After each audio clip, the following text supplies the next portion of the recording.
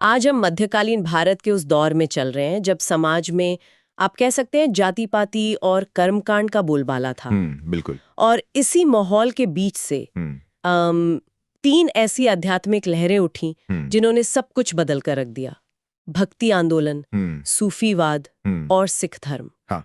हमारे पास जो स्रोत हैं वो इन आंदोलनों की एक बहुत ही फैसिनेटिंग तस्वीर पेश करते हैं। तो आज हम ये समझने की कोशिश करेंगे कि इन आंदोलनों ने उस जमाने के तौर तरीकों पर सवाल क्यों उठाए और भगवान तक पहुंचने के लिए बिल्कुल नए रास्ते कैसे खोल दिए। बिल्कुल। और ये रास्ते देखिए महलों या मंदिरों के बड़े बड़े दरवाजों से नहीं, बल्कि आम इंसान के दिल से होकर गुजरते थे। हाँ। हम देखेंगे कि इन आंदोलनों के पीछे के असली विचार क्या थे, वो कौन से चेहरे थे जिन्होंने इन्हें आवाज दी और कैसे इन तीनों धाराओं ने एक दूसरे को प्रभावित किया। हाँ।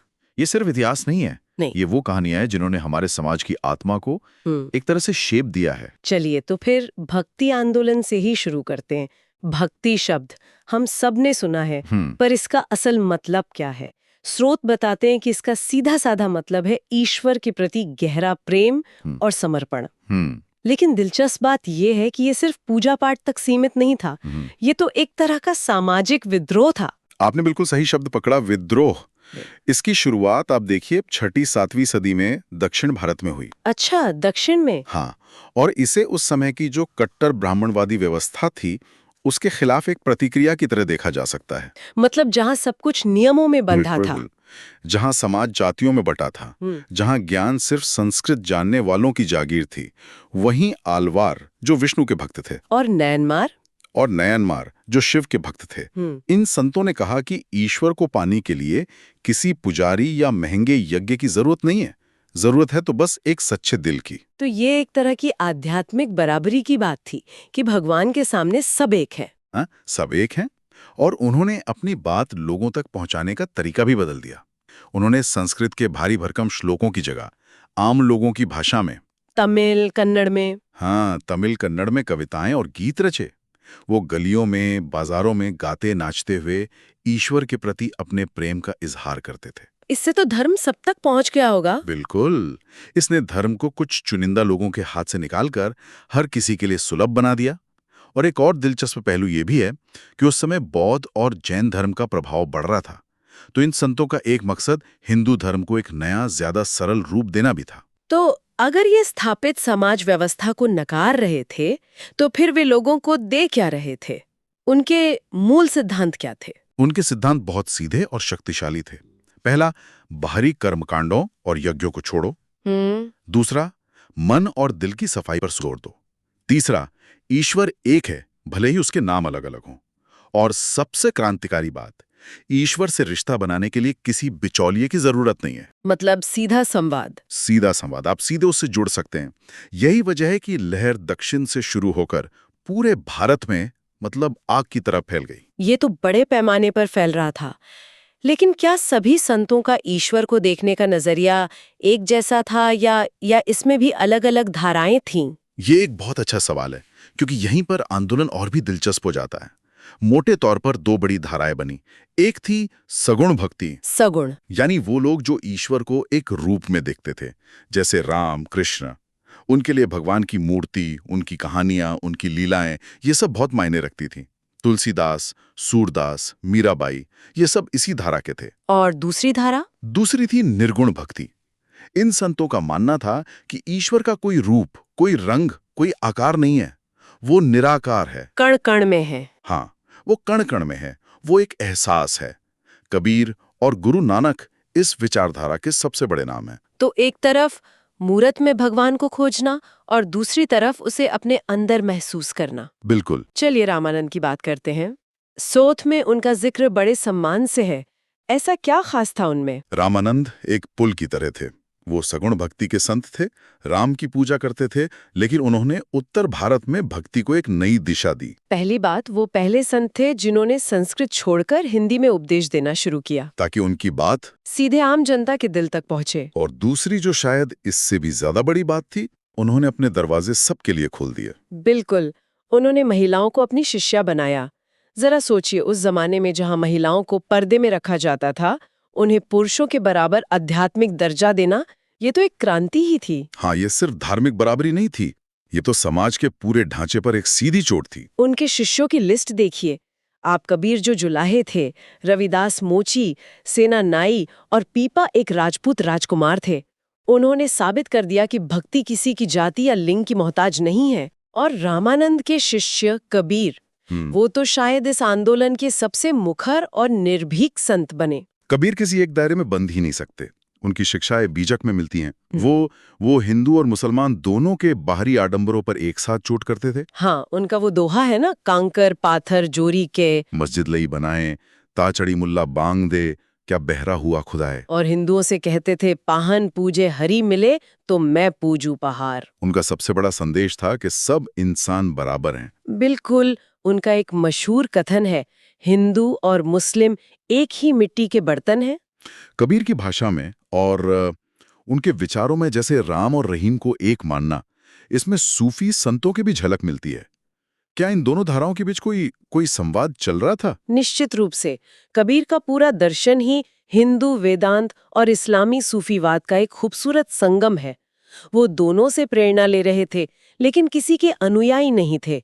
वो खुद एक राह बना रहे थे। अच्छा, उनके लिए राम और रहीम एक ही परम शक्ति के दो अलग-अलग नाम थे, जिन्हें इंसानों ने अपनी समझ के हिसाब से बांट लिया है। और मीराबाई, एक राजकुमारी जिसने सब कुछ त्याग दिया। उनकी कहानी तो अपने आप में एक आंदोलन है। मीराबाई की भक्ति तो दीवानगी की हद तक थी। राजस्थान के एक शाही घराने में पैदा होने के बावजूद उन्होंने सामाजिक बंधनों को, राजमहल के ऐशो आराम को ठुकरा दिया। उनके लिए सिर्फ उनके कृष्ण ही सब कुछ थे। सब कुछ। उनके परिवार ने उन्हें रोकने की बहुत कोशिश की। कहते हैं कि उन्हें जहर देने की भी कोशिश हुई, लेकिन उनकी भक्ति इतनी गहरी थी कि कुछ असर नहीं हुआ।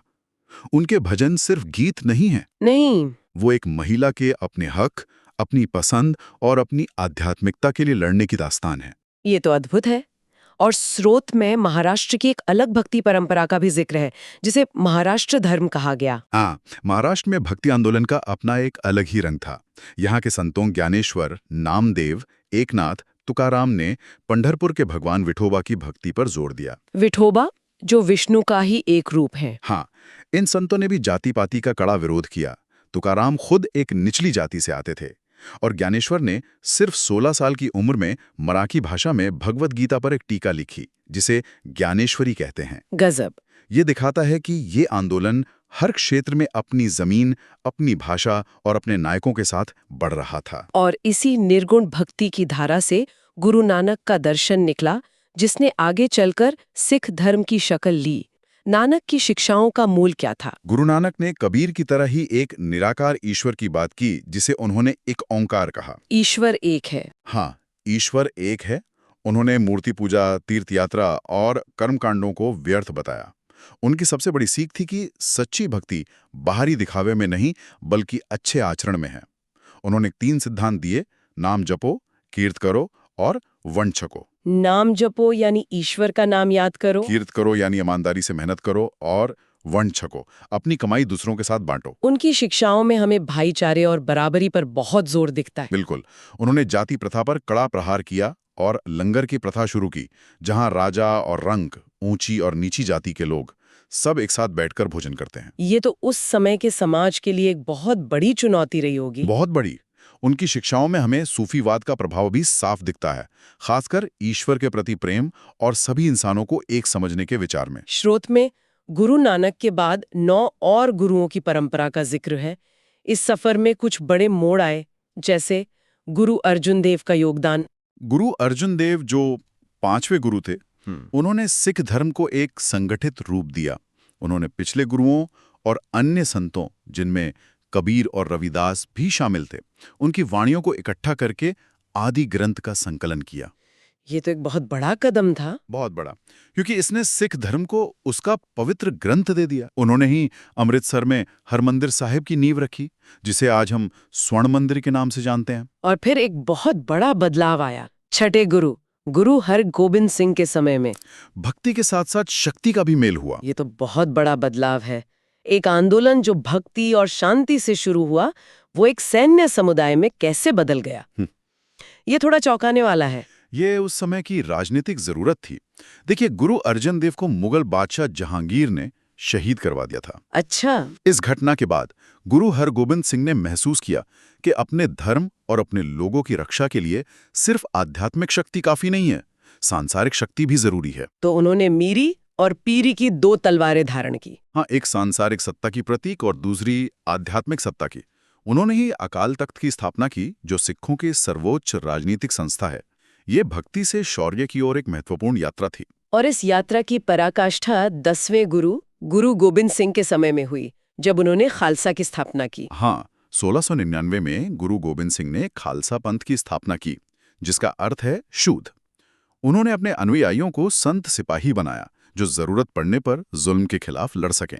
और उन्होंने सिंह और कौर की उपाधियां शुरू की, ताकि जाति के नाम मिट जाएं और सब बराबर महसूस करें। और उन्होंने गुरु परंपरा को समाप्त करते हुए गुरु ग्रंथ साहिब को ही सिखों का शाश्वत गुरु घोषित कर दिया। गुरु नानक की शिक्षाओं में जो भाईचारे और एक ईश्वर की बात है, वही गूंज हमें एक और आंदोलन में सुनाई देती है, जो उसी समय भारत में अपनी जड़ें जमा रहा था, सूफीवाद।